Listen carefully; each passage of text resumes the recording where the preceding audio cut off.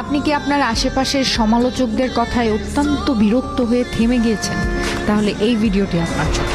Jeff Bezos বলেছিলেন, যদি তুমি সমালোচকদের সহ্য করতে না পারো তাহলে নতুন বা আকর্ষণীয় কিছু করার চেষ্টা করো না। এই কথাটা শুধু একটি উক্তি নয়, এটা জীবনের বাস্তবতা। যখনই আপনি স্বপ্ন দেখবেন বা ভিন্ন পথে হাঁটবেন, নিজের মতো করে বাঁচতে চাইবেন, তখনই দেখবেন চারপাশ থেকে সমালোচনার তীর ছুটে আসছে আপনার দিকে। সাথে সাথে দেখবেন মানুষ আপনার সাহস নিয়ে প্রশ্ন করছে, আপনার সিদ্ধান্তকে বোকামি বলছে। কিন্তু মনে রাখবেন, যারা আজ বিশ্ব বদলে দিয়েছে তারা সবাই এই সমালোচনার আগুন পার হয়ে এসছে। তাই বলি, সমালোচনাকে ভয় পাবেন না, বরং এটাকে প্রমাণ হিসেবে নিন নিজের কাছে যে আপনি সত্যি কিছু করে দেখাতে পারেন।